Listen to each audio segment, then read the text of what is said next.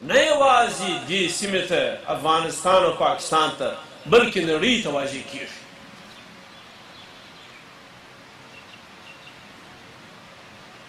هغه ارزښت دا دی یو چې انسان رښتینی معتقد انسان د خپلو اصولو دپاره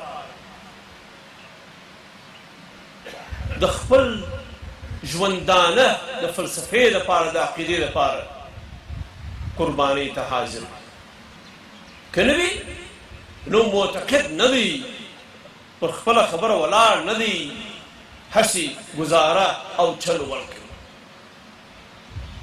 نو موږ د داسې سړي په ویاړ دلته ولاړ یو چې د خپل ژوندانه 40 کاله یې په بند کې تېر کړي دي. دا معمولي خبره نه ده.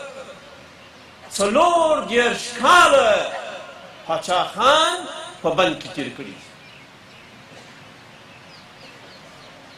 14 کاله که څو د برټانوي هند په بند کې، 18 کاله د پاکستان په بند کې. 40 کاله د انسان پوره عمر دی. خو دا د انسان پوره عمر په بند کې تېر کړي د څه لپاره؟ د خپلو خلکو د عزت دپاره، د حریت دپاره. او په کومه لاره؟ په هغه لاره چې معمولي انسانان یې نشي تعقیبولی، په هغه لاره چې بې عقیدې انسان یې نشي تعقیبولی، په هغه لاره چې د انسانیت د ارزښتونو لاره ده، د اسلام لاره ده. زه ازادي غواړم، زه د خپل قوم د ژوند بدلون غواړم، بلکې د انسانانو د ژوند بدلون غواړم د ښېګړې وخواته. خو د زور، د زیاتي، د توپک، د جنګ د لارې نه، بلکې د صلح او د امن او د عدم تشدد د لارې، بلکې د مذاکرې او د خبرو د لارې، بلکې د اجتماعي کار د لارې.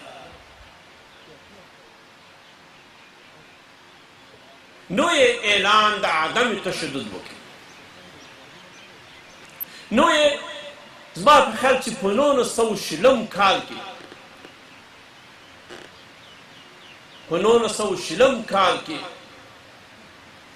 نه پوهېږم چې په افغانستان کې هغه زمان چې امان الله خان غازي کابل کې و، که په پېښور کې د انجمن اصلاح افاغنه ټولنه جوړه کړه.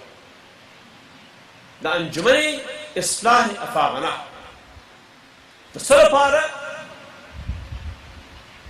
د دې لپاره چې د اجتماعي،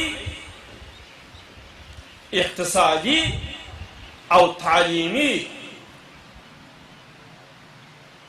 ترقی کوشش وکړي چې قوم ته خلاصون راولي. اجتماعي ترقی خلاصون دی د بدو عاداتو، بدو عنعناتو، د عدم حریت، او تعلیم چې قوم ته تعلیم راولي، ژوند راولي، د نن ژوند په تعلیم کې، او اقتصادي وده چې د هر انسان د ژوندانه آرزو ده چې وده د ژوند او د اقتصاد.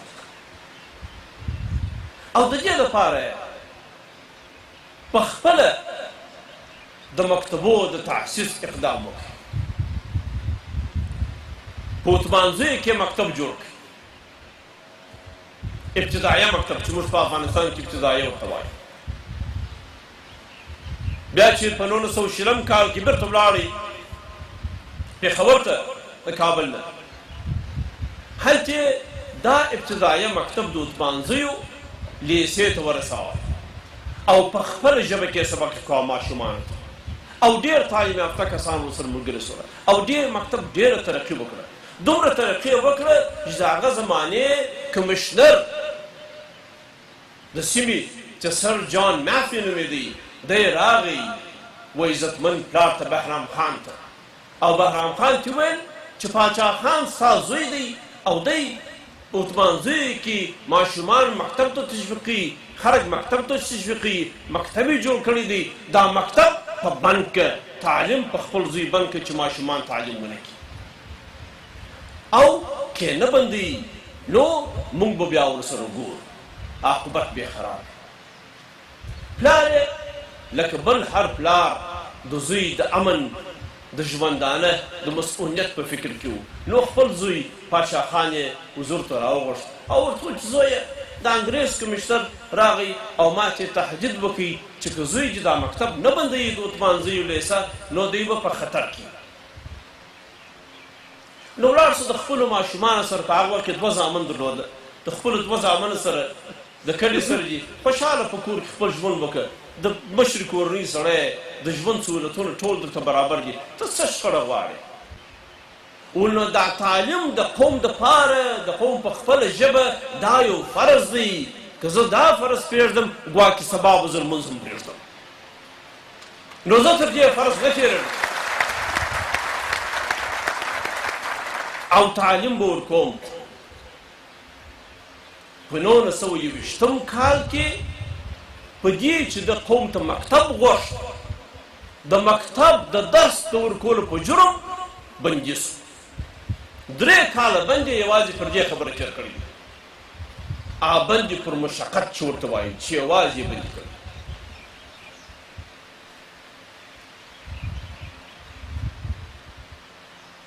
او د خپل مرام د حاصلولو دپاره چې د انسانانو د ژوند ښه بدلون و، د خدایي خدمتګاري لاره یې راواخیسته. څومره ښکلې اصطلاح ده، څومره ښکلی عنوان دی، خدایي خدمتګار. یعنی هغه سړی چې د خدای تعالی خوشحالي غواړي. د خدای تعالی خوشحالي په څه کې ده؟ د خلکو په خدمت کې ده، د ولس په خدمت کې ده. په زرګونو انسانان د خدایي خدمتګاري ته حاضر شول. چا د مکتب په لاره کې چې ښوونځي کې درس ووایي، چا د ژوند د نور اموراتو د اصلاح په لاره کې د معمولي خبرې څخه نیولې تر ازادۍ پورې د انسان په دې لاره خدایي خدمتګارانو خدمت کوي. او تر ټولو مهمه خبره د عدم تشدد خبره چې ده وکړه، چې زه ازادي غواړم خو په جنګ نه غواړم، زه معارف غواړم، زه د ژوند بدلون غواړم خو د انسانانو د تباهۍ د وژنو د لارې نه غواړم.